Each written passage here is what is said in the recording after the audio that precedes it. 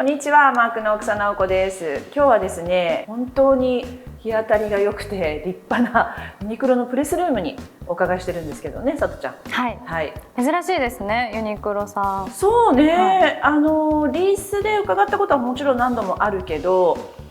アマークチャンネル初めてだよね。アマークチャンネル初めてです。そうそう、初めてお伺いしました。今日のテーマはズバリ何でしょうか？はい、今日のテーマは理論派スタイリスト大草直子が語る大人が絶対買うべきユニクロのアイテムと着こなしの攻略法みたいなところをご紹介したいなと思ってます。なんかね、ユニクロは子供がちっちゃかった時は本当に多分1ヶ月に何回も来てたんだけど、結構大きくなって自分たちで買い物行くようになってから必ず来るタイミングっていうのがあって、機能素材を探している時、あとは私の中でのユニクロの、ザ名品というものがあって、例えばそれはカシミヤのニット、トレーナー、スウェット、リネンみたいなところだったりするんですけど、そういったものを買いに来る時、あとはメンズを勉強しに来る時みたいな時が私がユニクロに通う時です。なので今日はね、お店で下調べをしてプレスルームの方にお伺いしてるんですけれども、絶対に大人が買った方がいい5アイテムと、あとそれをどうやったらかっこよく着こなせるっていうことを紹介していきたいなと思ってます。じゃあ早速見に行きましょう。はい。グレーの色出しがニュートラルでめちゃくちゃいいんですよ。私 T シャツはもうメンズ一択なの。ベーシックを進化させるために使いたいんですよ。で、巻いてビーチでかぶって、これちょっと新鮮じゃないですか？私はユニクロでは見たことがない。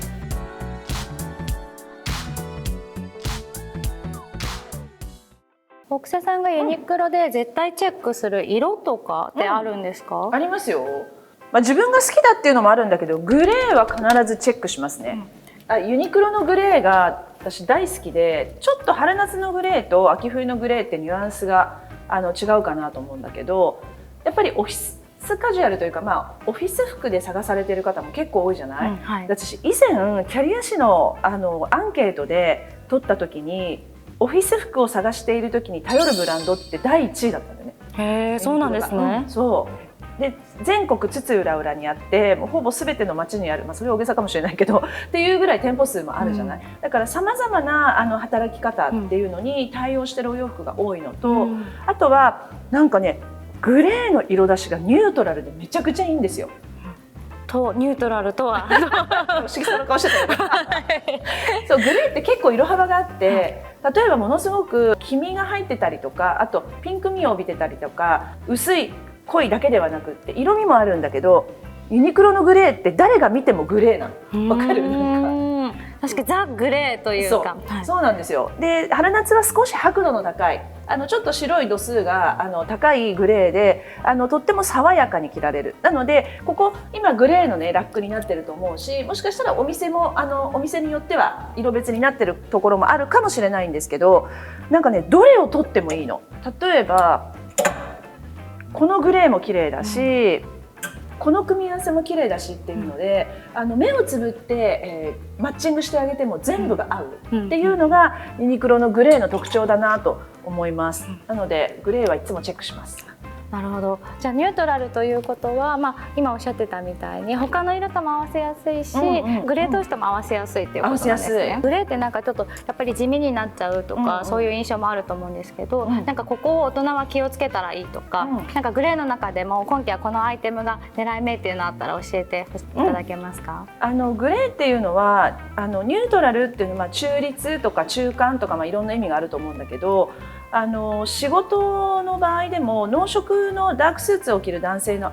間に入ってもしっかりきちんと感はありながら、柔らかさとか和やかさが出せるっていう色かなと思うんですよね。だけれども反面ちょっと地味だったり、あと少し硬すぎたりみたいな印象になる時もあるので、なんかグレーのグラデーションに少量の白を足してあげるっていうのが可愛いかなと思います。で、襟の出し方、カフスの出し方、裾の出し方なんていうのを後でお見せしたいなと思うのと、あとは上を少し短丈にして下をイージーリラクシングなボトムにしてあげる。そうすることでなんか定番のグレーっていうのがぐっとスピード感が増すかなと思うので、グレーがねぐっと華やかに見えるかなと思います。で、このケーブルニットとあと少しこうリラクシーなパンツっていうこの素材の合わせもとてもいいんだけれども、春夏って結構単調になる。で、単調になるとすごくコーディネートがつまらなく見えるので、もう一枚やっぱりこの天然素材のリネンを足してあげると、なんかニット、とろみのある素材、そしてリネンのカリッとしたこの存在感が入るので、1枚かませてあげるといいかなと思うんですけど、さらにニットが短丈なんで、ちょっと例えば動きの中で少しこうウエスト周りが見えたら嫌だなみたいなことも解消できるかなと思います。で、これ着方なんですけど、シャツ基本的にニットの襟から出さない。これを出すと分かりますかね、ちょっとユニフォームっぽくなるので、襟先はしまってあげる。で、ボタンは1個2個外してあげると首元に緩みができるかなと思います。で、お袖なんですけど、お袖は、シャツの命ってカフスと襟と前立てなので、このカフスは絶対に見せたい。で、私ね、今ちょっとあんまりぐるってまくるっていうよりも少し一折りさせるぐらいな感じが自分の中では今っぽいなと思うんです。なぜならニットが短丈なんで、ここまで短くなっちゃうと袖がぐっと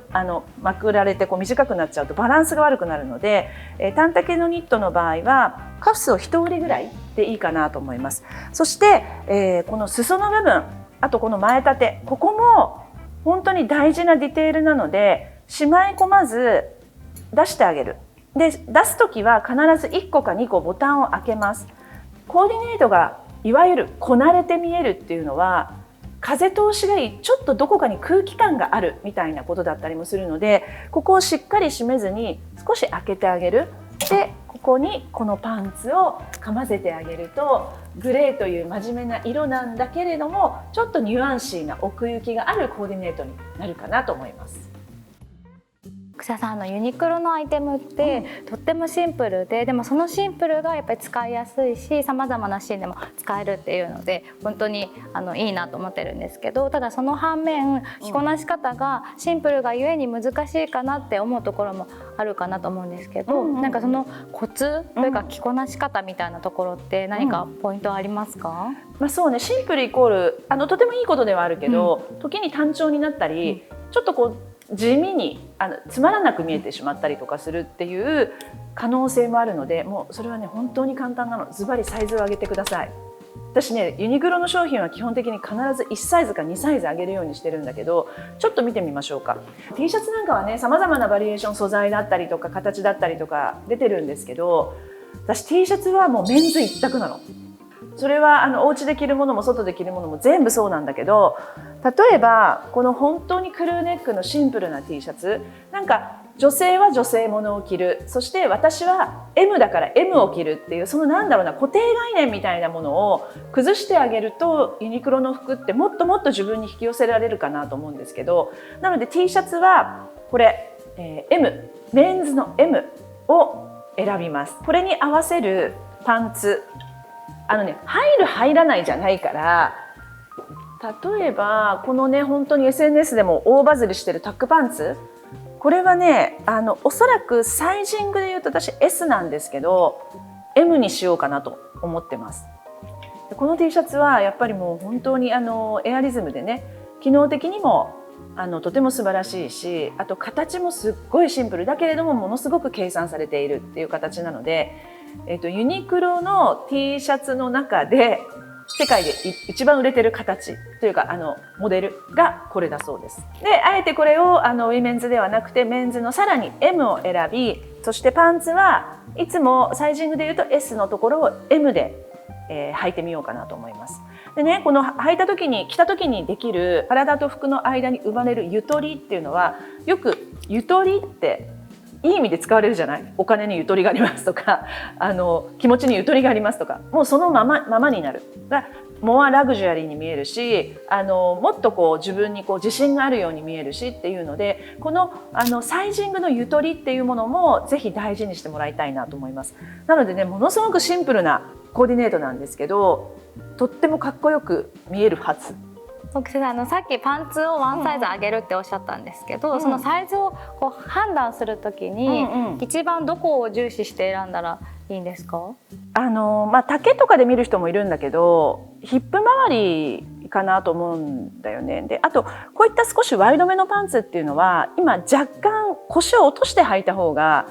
今っぽくなるので、少し重心を下げる方がいいと思う。だとするとやっぱり余計にワンサイズ上げた方がいいと思うんだけど、どう着こなしたいかっていうこともあると思うけど、基本的にはヒップ周りで見てもらった方がいいかなと思う。だから例えばウエストがぴったりでもヒップがブカブカみたいな、なんか逆もありだし、なんかそれは避けた方がいいかなと思います。じゃあこのシンプルな T シャツと、あとタックのパンツを着こなすならどういう着こなしにするか教えていただきたいですね。私なんかこの春夏ちょっとね、バックトゥーベーシックでこういうシンプルな感じで着たいなと思ってるんだけど、腰が少し落ちた感じ、裾がワンクッション入るぐらいの今っぽいパンツの履き方にしたいなと思ってるのと、あと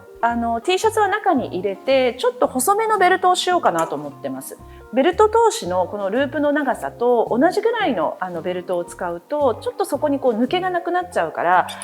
実は泳ぐぐらいの細いものの方がいいんですよね。なのでこういった細いものをしてあげて、T シャツとパンツっていうものすごくシンプルなスタイリングにちょっとレザーの硬さっていうものを足してあげようかなと思います。あとはね、もう白い T シャツってやっぱりキャンバスだから、ジュエリーだったりとか、アイウェアだったりとか、そういったところで自分らしさを足していくっていうのも鍵かなと思います。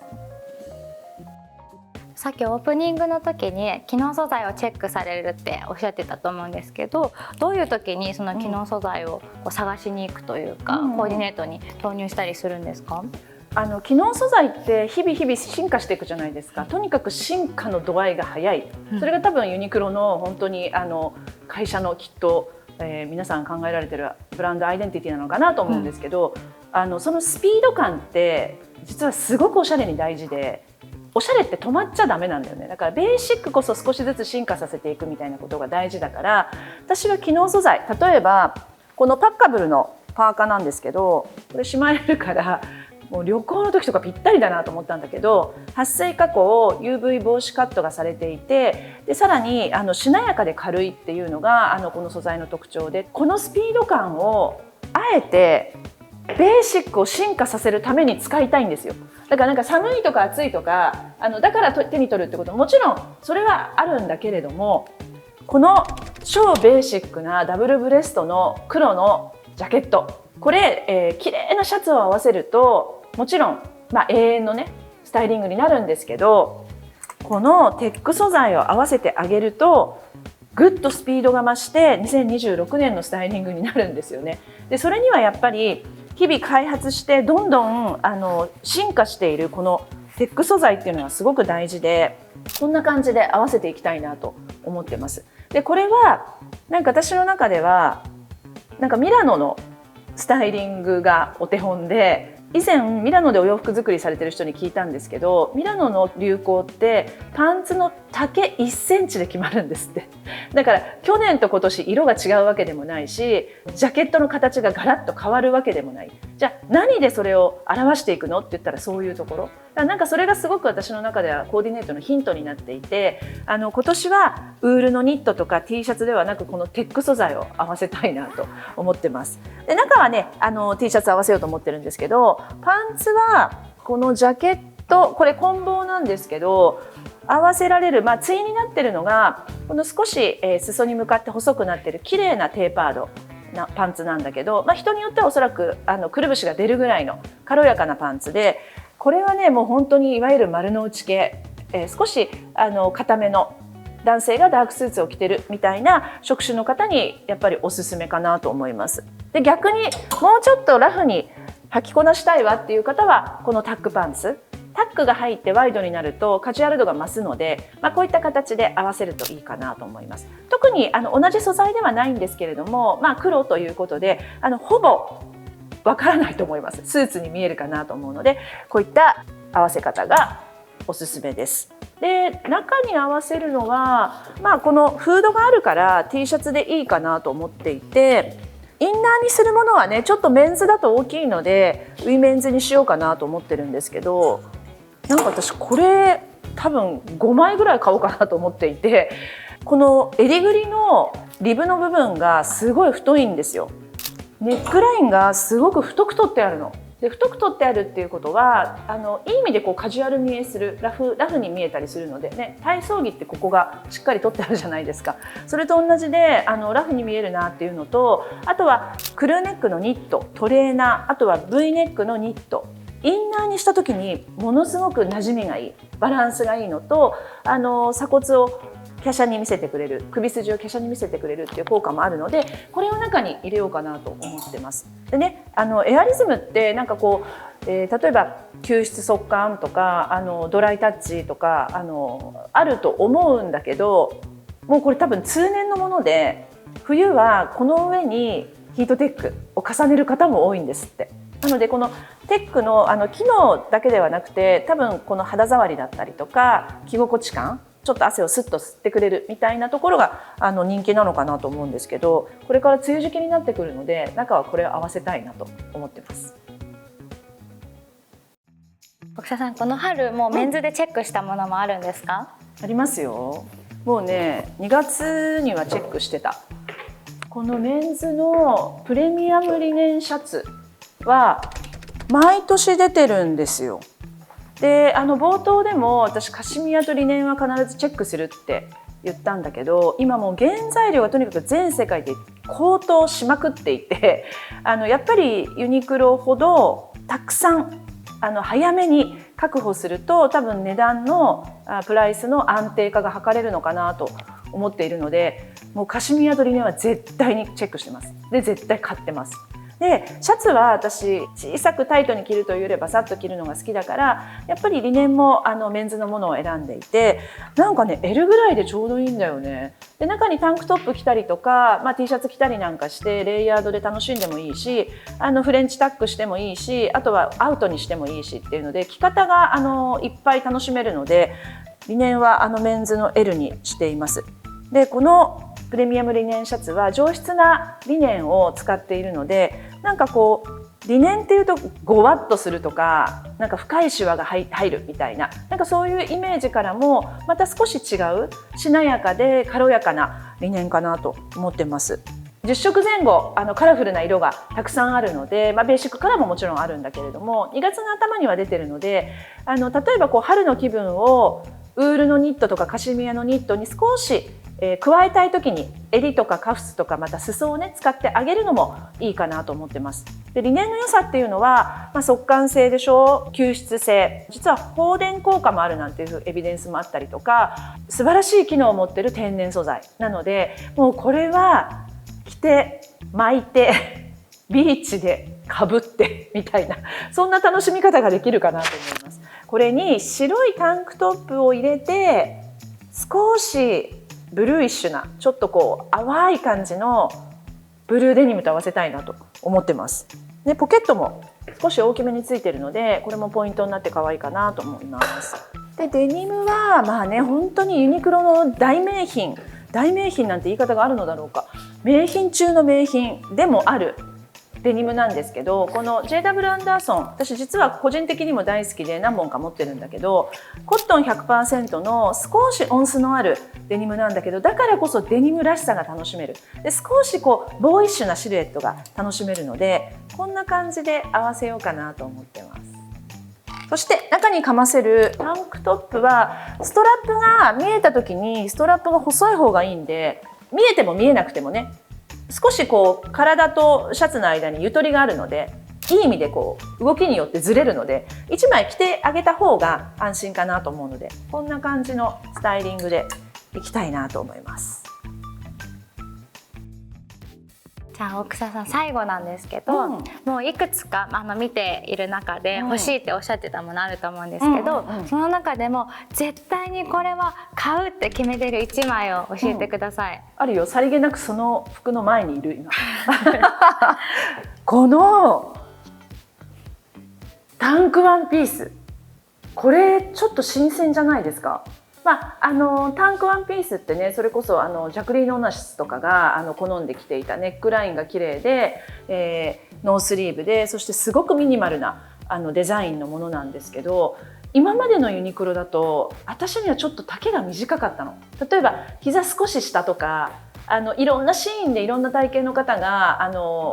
同お召しになれるっていうことで多分それだったんだと思うんだけど、私はねやっぱり自分の体型的にも長い方が好きなので、ここまで長いノースリーブのタンクワンピース、私はユニクロでは見たことがない。だからこれはもう絶対に買おうかなと思っていて、これ実は黒とこのグレージュって言われるグレーとベージュの間ぐらいのドライな色の2色があるんだけど、両方買おうかなと思ってます。で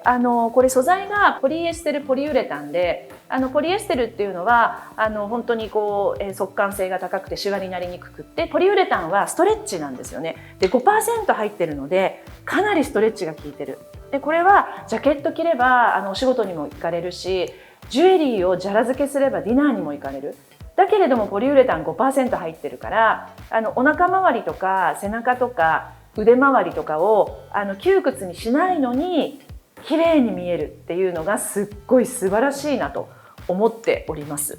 なので絶対これかな。でちょっとこうストーンとしたシルエットなんだけど、このストラップの太さなんかもちょうどいいし、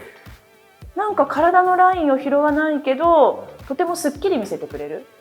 愛のラインを作ってくれるので、これがいいかなと思ってるんですけど、ディナーの時は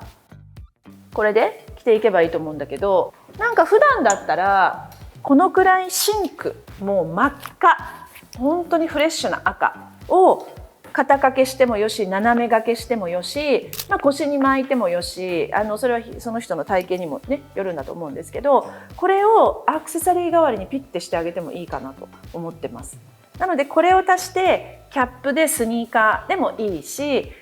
綺麗なパンプスで合わせてあげてもいいし、本当にこれね小物によってもイメージが変わるから、もう絶対これかな。そしてお値段がいわゆる399ですよ。3990円、ね、すごくないですかこれ。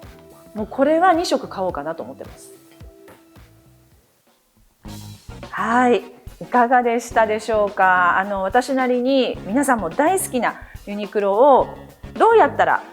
もっとかっこよく着こなせるかっていうのをご説明をさせていただきましたが、攻略できたでしょうか。で今回のコンテンツの別に、私がリアルに欲しいものをアマークのウェブ記事の方でもご紹介してますので、ぜひそちらの方も合わせてご覧いただけると嬉しいです。今回のこのコンテンツ面白かったと思われる方はぜひ高評価ボタンの方をお願いいたします。そして